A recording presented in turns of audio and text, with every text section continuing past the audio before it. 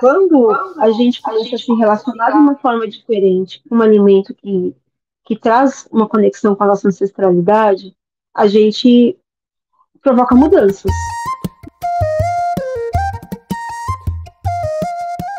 Esse cenário é bem interessante que você coloca, né? Porque realmente a gente não tem como olhar as coisas separado, né? É um todo, né? Tem tudo isso junto acontecendo, né? Muito legal. E o seu envolvimento, assim, só para a gente conhecer um exemplo, né, também, e aqui já comento mais uma vez que para mim é muito, como é que eu posso dizer? É muito legal poder ter pessoas que eu admiro muito, que eu sigo o trabalho, que eu acompanho aqui no canal para a gente poder conversar. É, e me surge muito essa curiosidade também de saber, já que eu acompanho o seu trabalho, entender como é que foi para você também essa trajetória, sabe? Porque você tem a sua presença marcada ali também em lugares que são como é que eu posso dizer? Que as pessoas desejam estar ali também, né? Um lugar bem legal. E é uma conquista isso, acho que você representa muito bem, acho que é realmente um exemplo muito legal, mas sem deixar de pensar no social, sem deixar de pensar também num movimento social, como, por exemplo, é a sua atuação lá nas cozinhas solidárias e tudo mais. Então, como é que é para você essa visão? Falar, "Olha, eu tenho diversos espaços em que eu estou ali e, e não deixo nenhum deles ali, né? Eles não precisam ser contrários um ao outro, eu consigo integrar. Como que é isso? Eu parto do princípio, João, que eu, quanto mulher preta periférica, eu sempre estudei com dinheiro, financiamento público. Estudei em escola pública até o terceiro ano do colégio, depois fui para a universidade pública, depois fui para a universidade particular, mas a partir de um programa, né, do ProUni, um programa que é financiado também aí pelos impostos e tudo mais. Então, hoje eu encaro que é uma responsabilidade que eu tenho como devolutiva à sociedade. Primeiro passo.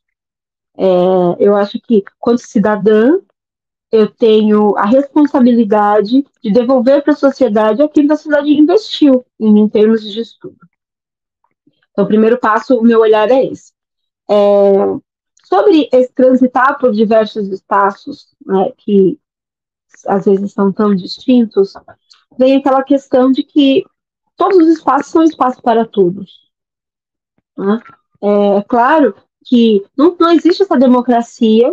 Alguns espaços me convidaram para fazer parte, integrar junto a eles, por causa de um destaque, por perceber que os meus estudos são relevantes, que as minhas falas têm uma força, têm uma potência, mas eu aceito estar junto com estes para mostrar também para os nossos que os espaços também, a gente também tem direito de ocupar os espaços, né? No sentido também de me beneficiar diretamente, como você mesmo falou, que acaba tem um reconhecimento pelo fato de integrar ali aquele grupo, mas também é um espaço para dar ouvidos às nossas vozes, né? Porque a gente vai falar de cultura culinária, que é o viés que eu trabalho, falando dessa diáspora, a gente vai falar de alimentos que muitas vezes são preteridos na alimentação do povo brasileiro. É assim, não na alimentação do povo, da população, da massa, mas tem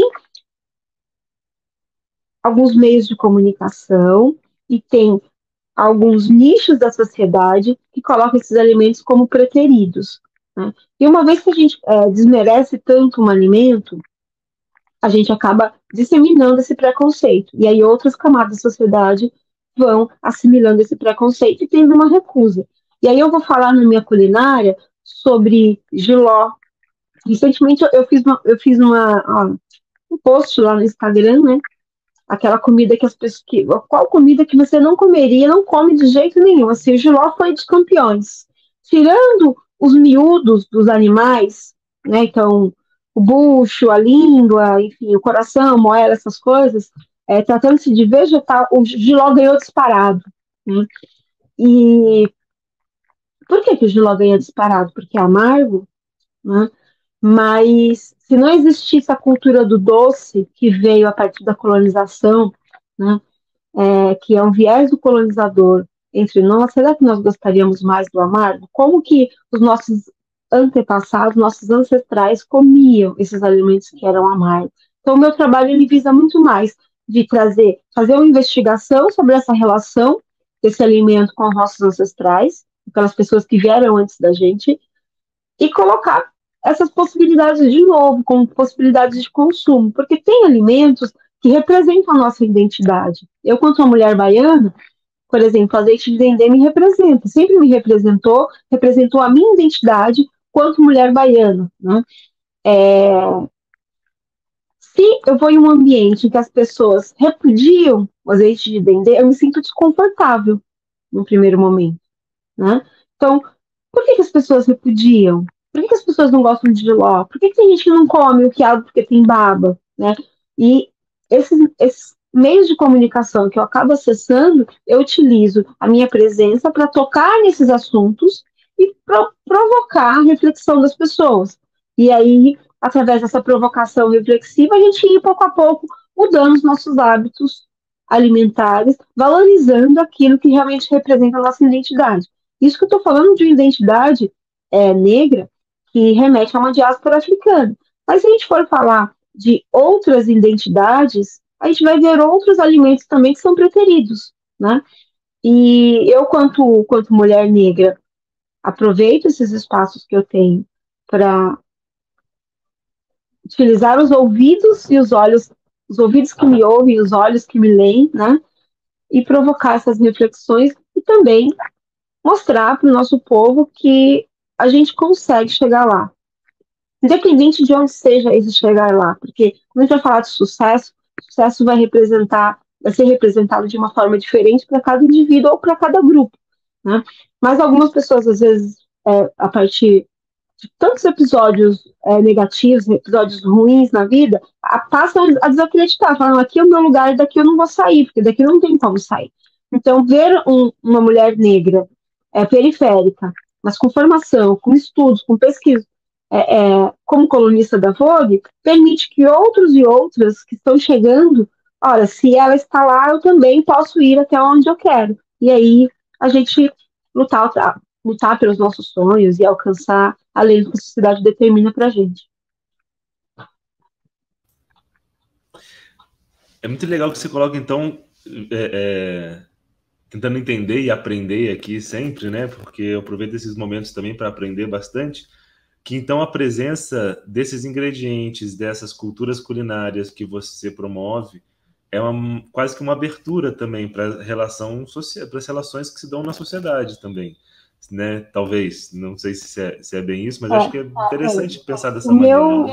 O meu ponto de vista é assim, quando a gente começa a se relacionar de uma forma diferente com um alimento que traz uma conexão com a nossa ancestralidade, a gente provoca mudanças, né? Mudanças dos nossos hábitos alimentares, e isso reflete também de outras formas ali no meio onde a gente convive. Pensando na sociedade brasileira, se a gente consegue tratar alguns alimentos da culinária afrodiaspórica com mais destaque, com mais respeito, com mais destaque, olhando muito mais para o valor nutricional que ele tem do que para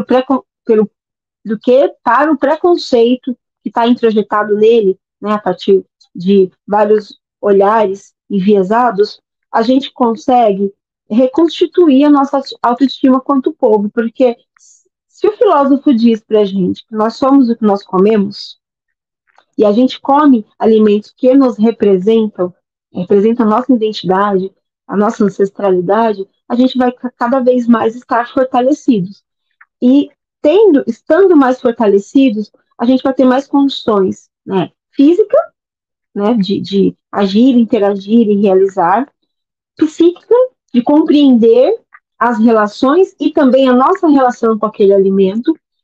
E quando vir o outro dizer que o que é nosso não presta, que o que é nosso não tem valor, a gente vai estar preparado tanto para dar a resposta, para se posicionar e dar a resposta, quanto para olhar para o que é nosso e falar, não é isso que essa pessoa está falando.